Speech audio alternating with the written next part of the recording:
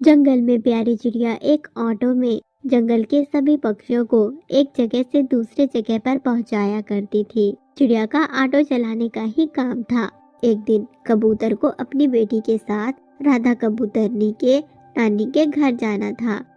चिड़िया बहन, मुझे जल्दी से पहाड़ वाले जंगल छोड़ दो। मेरी बेटी राधा की नानी गुजर गई है। मुझे उनके घर जाना होगा। जल्दी से मुझे छोड़ दो।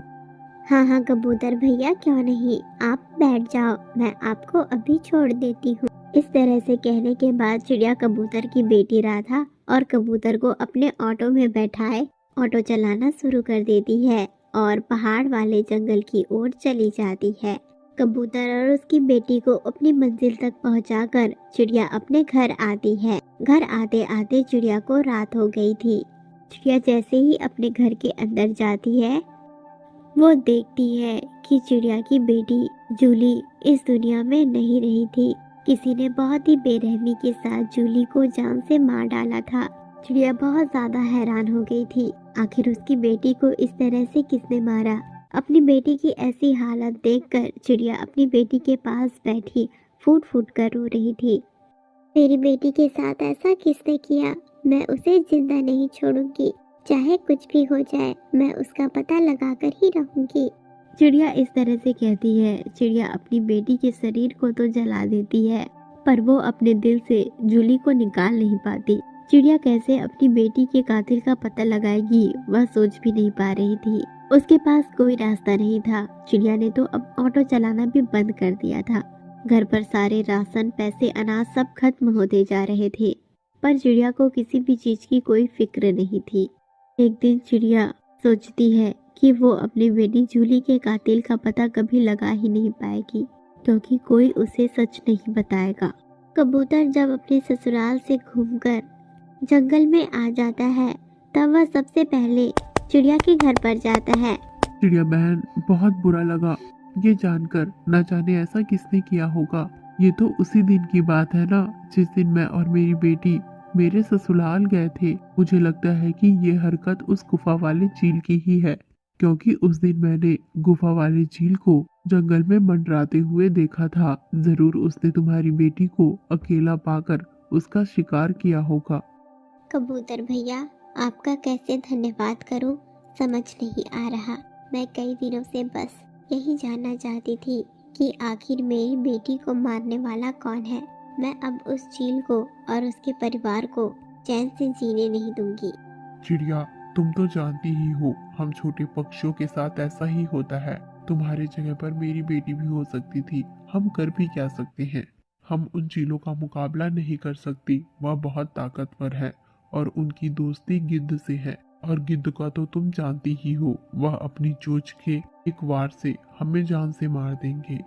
इस तरह से कहने के बाद कबूतर वहां से चला जाता है, पर चिड़िया ने तो सोच लिया था कि वह किसी भी कीमत पर अपनी बेटी के कातिल से बदला लेकर रहेगी। सुबह का वक्त होते ही चिड़िया सबसे पहले गुफा वाले जंगल की ओर जाती है। चिड़िया पता लगाना चाहती थी कि चील के परिवार में कौन कौन रहता है। चिड़िया ने देखा कि चील अपनी पत्नी और अपनी एक बेटी के साथ रहता है। जब चील शिकार पर गया हुआ था, पत्नी चील अपनी बेटी के साथ थी। पर जैसे ही पत्नी चील रसोई में खाना बनाने के लिए चली गई, मौके का फायदा उठाकर प्यारी चिड़िया ने चील की बेटी को किडनैप कर लिया और अपने साथ लेकर अपने घर आ गई। वहां उसने चील की बेटी को एक पिंजरे में कैद रखा। चिड़िया जानती थी कि चील उसका पता लगाते हुए चिड़िया के घर तक जरूर आएगा। कुछ दिन गुजर जाने के बाद वैसा ही हुआ। चील और उसकी पत्नी चील दोनों ही चिड़िया के घर के बाहर आ चुकी थी। तुम्हारी हिम्मत कैसे हुई कि तुम मेरी बेटी को किडनैप करो? तुम छोटी सी चिड़िया, इतनी ज्यादा क्रूर। छोटी सी हूँ तो क्या हुआ, बेटी वो मेरी भी थी। तुमने मेरी बेटी जूली को जान से मारा, यही मेरे इसी घर में। और आज मेरी बारी है। आज मैं मेरे इसी घर में तुम्हारी बेटी को तुम्हारे आंखों के सामने मारूंगी। चुप हो जाओ चिड़िया, ये तुम कैसी बातें कर रही हो? हम शिकारी पक्षी जरूर हैं, पर हम किसी के छोटे बच्चों का शिकार नहीं करते। मरे हुए पशु पक्षियों को भले खा ले, पर किसी जीवित का शिकार हमने कभी नहीं किया। और तुम्हें मेरी बातों पर भरोसा भी नहीं होगा। इस चिड़िया के भरोसा करने ना करने से मुझे कोई फर्क नहीं पड़ता, पर मेरी बेटी का तो ये चिड़िया कुछ नहीं बिगाड़ पाएगी, इतना तो मैं बहुत अच्छी तरह से जानता हूँ। और अगर तुम्हें अपनी बेटी के कातिल का बदला लेना ही है तो जाकर सही पक्षी को पकड़ो, जो वो गिद्ध है, गिद्ध। उस गिद्ध ने मारकर खाया है तुम्हारी बेटी को, जो हर रोज किसी न किसी पक्षी को, छोटे पक्षियों को मारकर खाता ही है। गिद्ध का मुकाबला नहीं कर पाई तो आ गई यहाँ हम पर इल्जाम लगाने। इस तरह से कहने के बाद चील अपनी बेटी को लेकर वहां से चले गए। चिड़िया कुछ भी नहीं कर पाई। अब चिड़िया जान चुकी थी कि आखिर उसकी बेटी का असली कातिल कौन था। अब मैं क्या करूं? मैं उस गिद्ध का मुकाबला नहीं कर पाऊंगी। चील की बेटी को मैंने पकड़कर गलत किया। मैं उस गिद्ध का मुकाबला भला कैसे कर पाऊंगी? सभी को ऐसा लगता है कि उस गिद्ध का मुकाबला मैं नहीं करूंगी।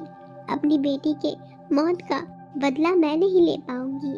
मैं क्या करूं? मैं किसी भी हद तक जाने के लिए तैयार हूं, पर मुझे अपनी बेटी के कातिल से बदला लेना है।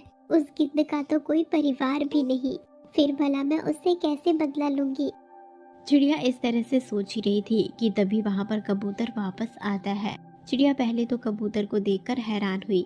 चिड़िया बहन, मैं आपको एक बात बताना तो भूल ही गया।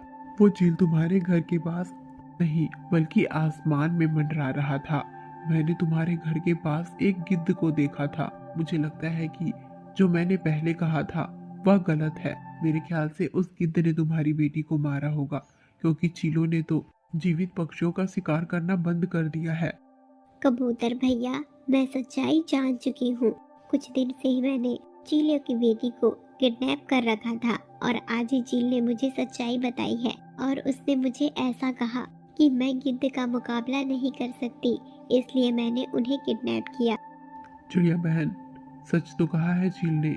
सच तो यही है कि हम गिद्धों का मुकाबला कर ही नहीं सकते। उनकी एक चोट से हमारी मौत हो जाएगी। इस तरह का कबूतर वहाँ से चला जाता है। चिड़िया रात भर सोचती रह जाती है कि आखिर वो करे क्या। अगली सुबह भी चिड़िया यही सोचती है कि वो क्या करे। कुछ दिन इसी तरह से गुजर गए। एक दिन चिड़िया ने जंगल के बीचों बीच एक जाल बिछा दिया और वहाँ एक पेड़ पर बैठी हुई इंतजार करने लगी गिद्ध के आने का। कुछ समय गुजर जाने के बाद जब गिद्ध वहाँ आया, चिड़िया के बनाए हुए जाल में वो फंस गया। चिड़िया गिद्ध के पास आ गई। गिद्ध अब जाल में फंसा हुआ था। चिड़िया उसके सामने थी। चिड़िया ने गिद्ध को डंडे से बहुत मारा, इतना मारा कि गिद्ध की मौत हो गई। गिद्ध के मरने के बाद चील कौवे आकर उसका मांस खा रहे थे। अब चिड़िया को एक अजीब सी शांति मिली थी, अपनी बेटी के कातिल से बदला लेकर। प्यारे दोस्तों, तो कैसी लगी आपको आज की कहानी? अगर कहानी पसंद आई हो तो चैनल को सब्सक्राइब, वीडियो को लाइक और एक प्यारा सा कमेंट करें।